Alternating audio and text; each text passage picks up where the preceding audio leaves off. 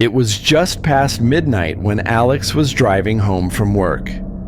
The highway was empty, stretching into the dark forest like a never-ending tunnel.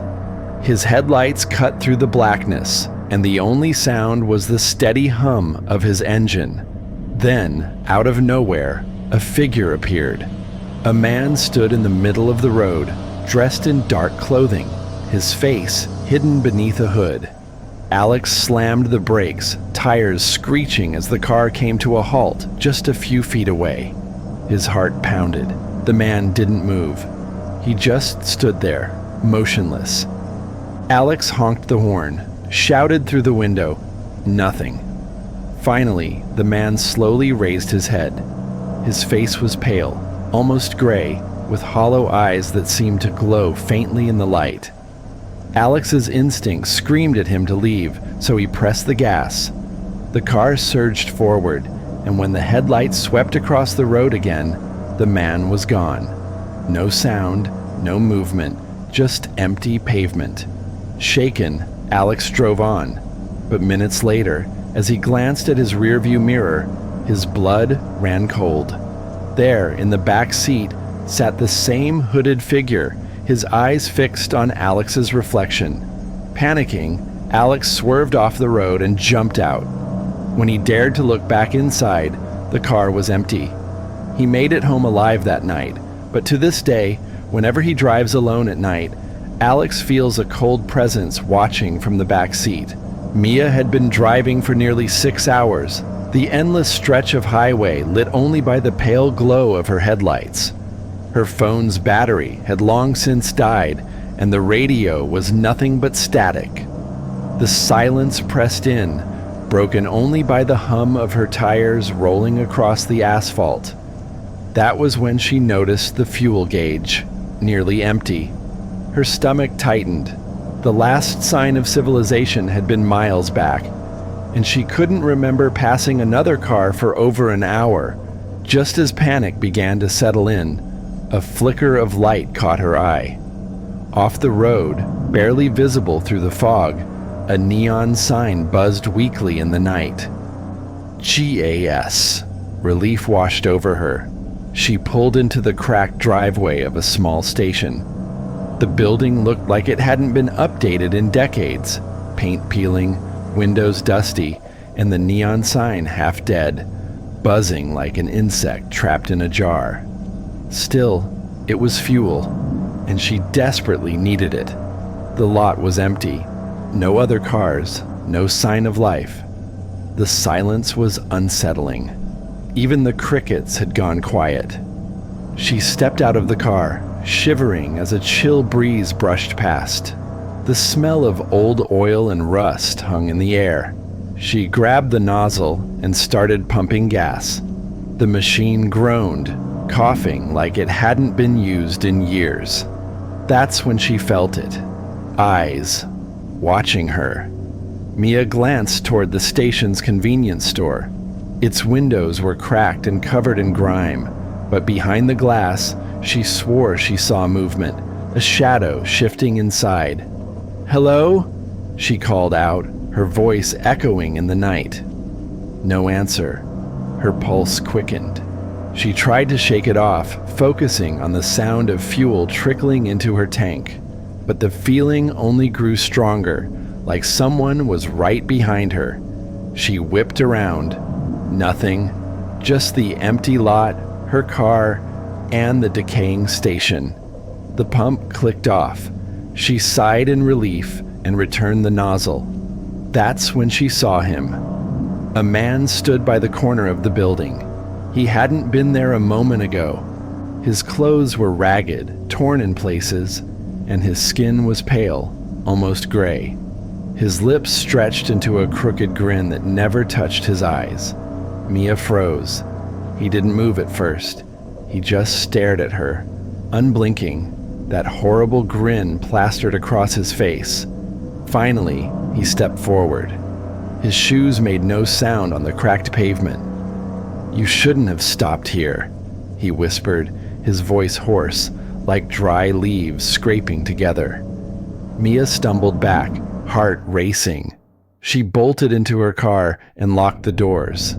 Her hands fumbled for the keys, shaking so badly she nearly dropped them. The man was already at her window, leaning down so close she could see every crack in his dry, gray skin. His eyes, they weren't human, pitch black, swallowing all light. The engine refused to start. Mia twisted the key again and again, panic rising in her throat. The man's grin widened, splitting unnaturally across his face as he placed one hand on the glass.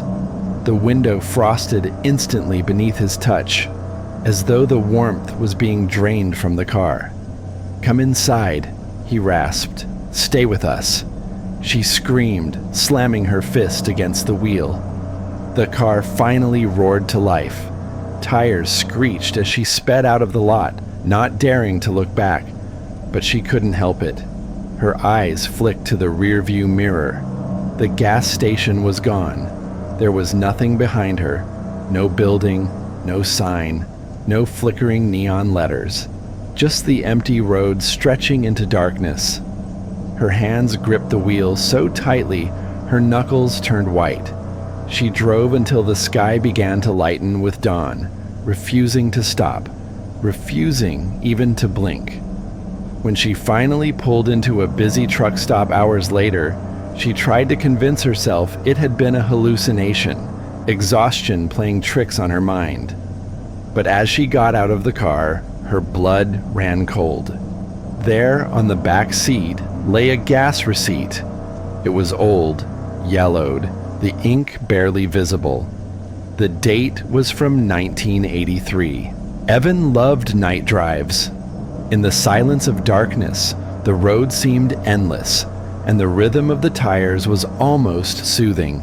But that night, on an abandoned highway, he realized there are things you're better off not meeting on the road. The headlights caught a figure standing at the side. A man raised his hand. A long coat swayed in the cold wind. Evan slowed down. Picking up strangers at night was a bad idea, but pity got the better of him. He opened the passenger door. "Where are you headed?" he asked.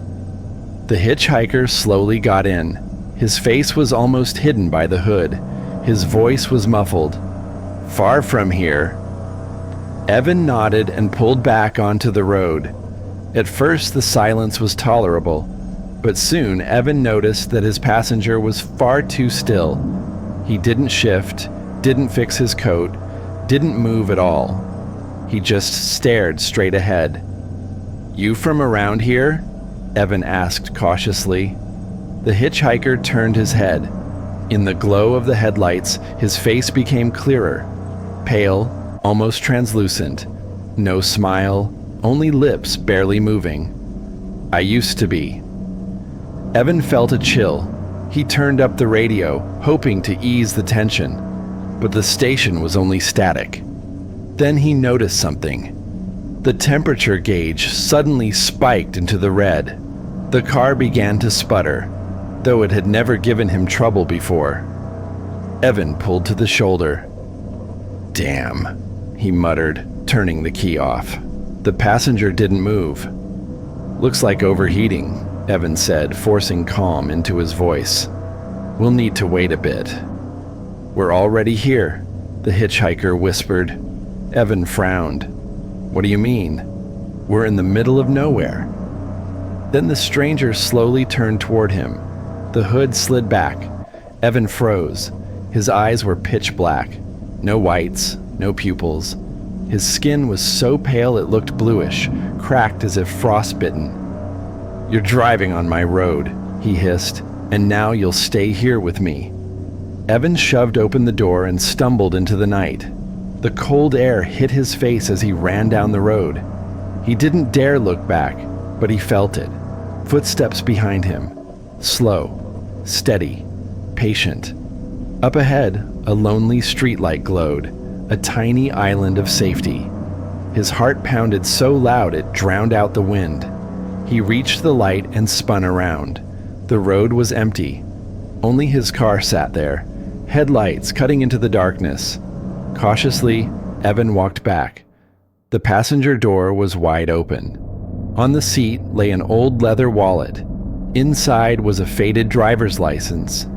The name and picture had nearly rubbed away, but one detail was unmistakable: the date of death. 1979. Evan dropped the wallet and started the car. This time the engine roared to life without trouble. He floored it, not daring to look into the rearview mirror. When he finally reached the next town, dawn was breaking. He stopped at a truck stop diner, hands still shaking, and told his story to an old man at the counter. The man just smirked and shook his head. "Son, you met him." Folks around here talk about the hitchhiker on that road. 40 years ago, a car wrecked out there. Nobody survived. Ever since, he's been trying to flag people down. Some say he's just looking for a ride. Others, well, they say he's looking for company.